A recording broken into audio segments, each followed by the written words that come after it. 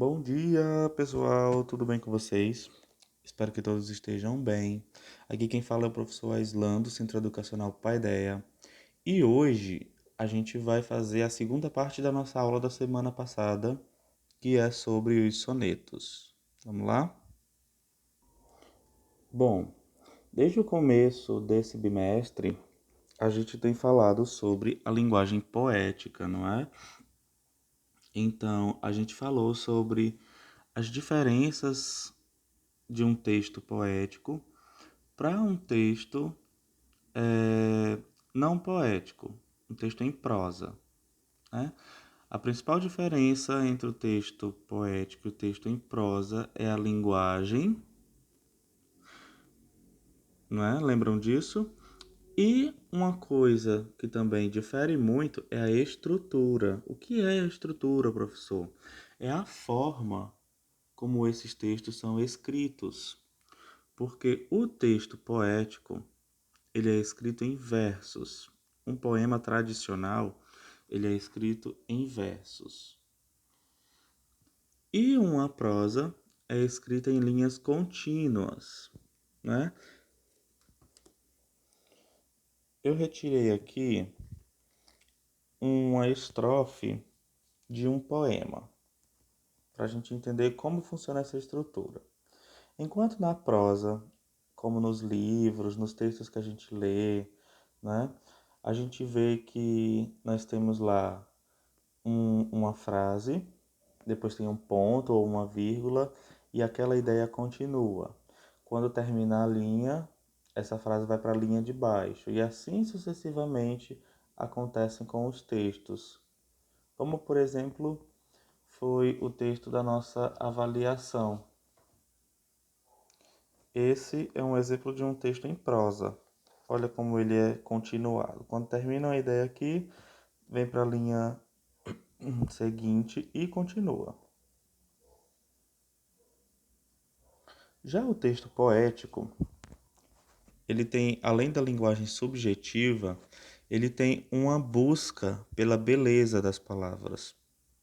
Por isso ele vai trabalhar com rimas, por isso ele vai trabalhar com ritmo, não é?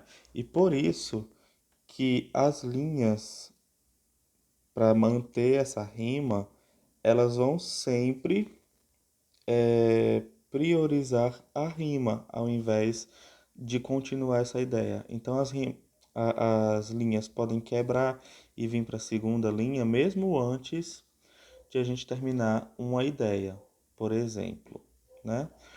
Para a gente entender melhor, isso aqui, que num texto em prosa a gente chamaria de parágrafo, é o que a gente diz que é uma estrofe. Olha só, é o conjunto das linhas que formam o poema. É uma estrofe. Já cada uma das linhas, aqui nós temos uma, duas, três, quatro, são chamados de versos, tá bom? E tem outra coisa. Quando a gente tem estrofes de diferentes quantidades de versos, não é? Podem existir estrofes. Esse aqui, no caso, tem 4 versos. Um, dois, três, 4 versos. Existem estrofes de números diferenciados de versos, desde um verso até assim vai, até 10 que a gente possa categorizar, como vocês já viram. Mas existem estrofes que seguem, como um texto, um poema que não é dividido em estrofes. Ele começa ali, ele só tem uma estrofe, ele vai até o fim, pode ter 20, 30 linhas, ok? Mas quando a gente tem estrofes com apenas um verso, apenas uma linha, a gente chama essa estrofe de monóstico, tá bom? Esses nomes aqui que a gente dá são classificações das estrofes de acordo com o número de linhas. Quando tem aliás, de acordo com o número de versos, desculpa. Quando tem 2 versos nessa estrofe, a gente chama de dístico.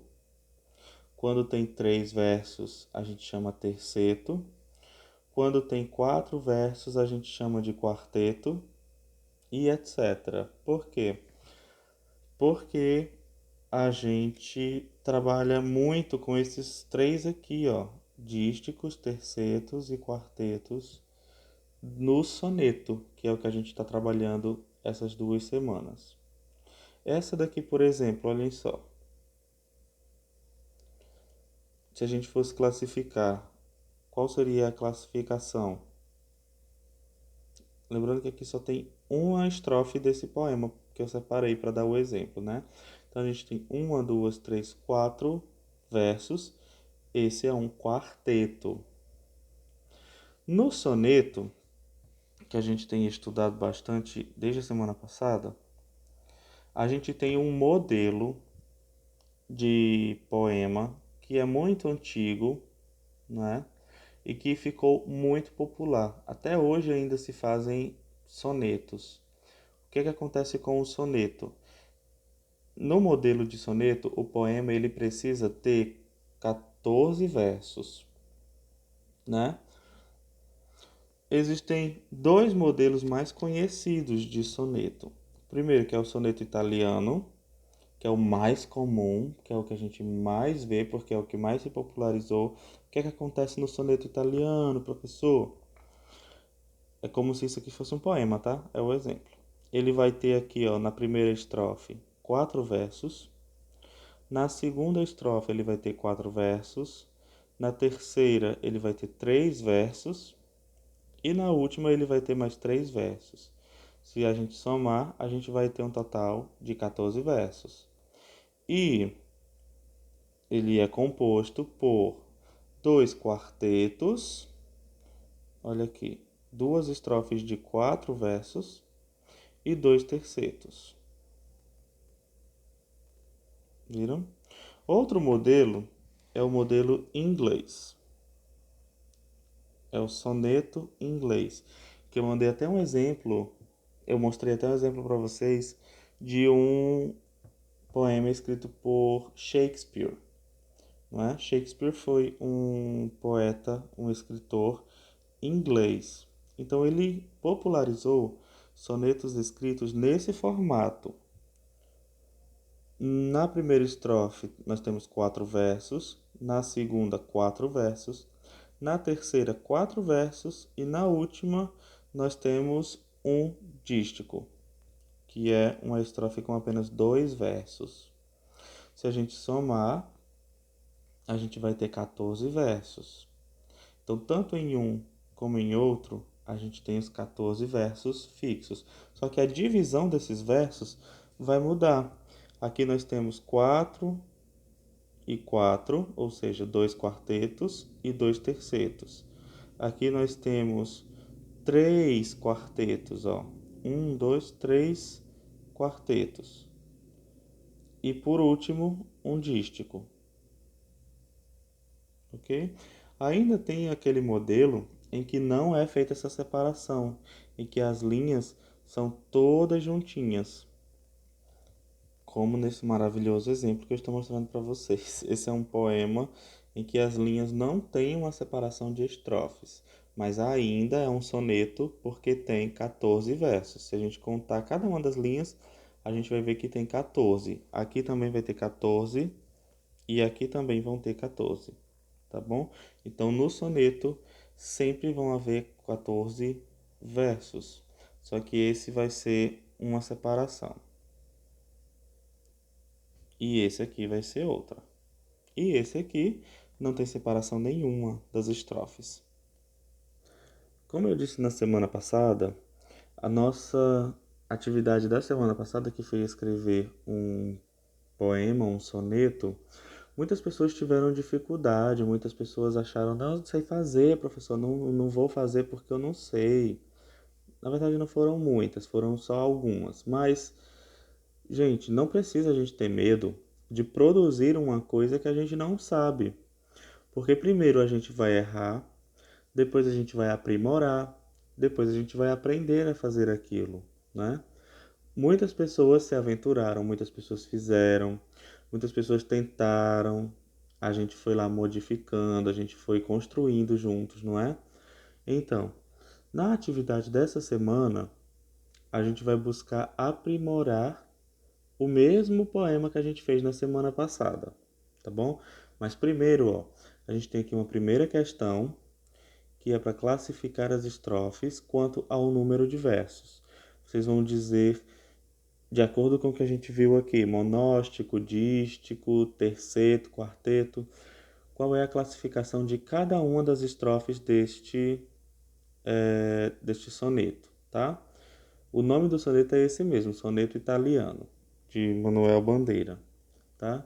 Ele quis colocar o mesmo nome. Vocês vão ver aí, vão ver que são muito lindos esses sonetos, gente. Na segunda questão, a gente vai trabalhar as rimas, que foi outra dificuldade que muitas pessoas tiveram, né? Rima não tem o segredo, não. A gente só vai sentindo a palavra e coloca aquela que a gente vê que vai rimar. A gente faz isso desde criança, escuta desde criança. Então é algo que acaba se tornando fácil, mas quando a gente pratica, melhora. Então, olha só. Junte os pares de rimas de cada um dos poemas abaixo. Assim como a gente vê aqui, a gente pode perceber que nesse exemplo a gente tem a primeira rima, perdidamente. Vou até sublinhar aqui mente. E a gente tem aqui embaixo, gente. Olha aqui. Ente, ente. Então a gente tem um par de rimas aí. Na atividade, a gente só precisa então separar essas rimas. Você escreve perdidamente, barra, gente.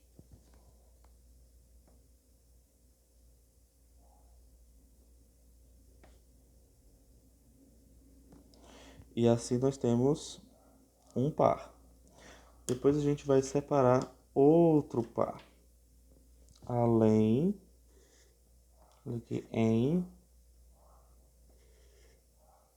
ninguém, do mesmo jeito. Então a gente vai fazer o que? A mesma coisa.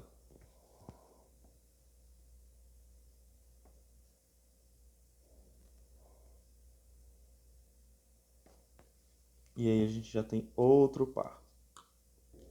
Aqui na atividade já tem até um exemplo, ó, que é exatamente aquele que eu dei, para vocês verem como identificar. Então vocês vão identificando os pares de rima, tá bom? Vocês vão ter aqui, inclusive, um, dois. Vejam que esses modelos aqui são todos italianos, porque eles têm, ó, dois quartetos e dois tercetos. Um, dois, três. Então isso aqui é um terceto. Aqui nós temos mais outro e temos um último. Pronto. Esse aqui é um soneto em inglês. Ele tem um dístico aqui no final, ó. Três quartetos e um dístico no final. Esse aqui é interessante, ó, porque muitos poemas não têm título, tá bom? Não tem título algum. Quando isso acontecer, a primeira linha deles, o primeiro verso, se torna meio que um título para identificar esse poema, mas só para constar, ele não tem título. Eu só repeti a primeira linha aqui para a gente usar como título, justamente porque ele não tem, tá bom? A terceira questão e última é refazer o soneto da aula passada. Aquelas pessoas que já fizeram o soneto no formato correto, ou seja, já colocaram os 14 versos, já dividiram direitinho, não precisam refazer, tá bom? Aquelas pessoas que tiveram um pouco de dificuldade, que não fizeram direitinho, que fizeram menos versos, menos de 14, ou que fizeram apenas uma estrofe, podem refazer, tá? de acordo com esses modelos. Aqui a gente tem inclusive vários modelos de soneto. E de acordo com o que a gente viu hoje na aula sobre o soneto, tá? Pode ser o mesmo texto que vocês começaram a fazer na semana passada. Não precisa ser um texto diferente, ok? Então, pessoal, para hoje é isso. Assim a gente encerra o assunto soneto. E na próxima aula a gente pode passar para o nosso próximo assunto da linguagem poética. Tchau, tchau. Saudades de vocês. E eu já ia dizer I miss you, mas não é aula de inglês, então eu vou dizer em português mesmo. Saudades de vocês, gente. Tchau.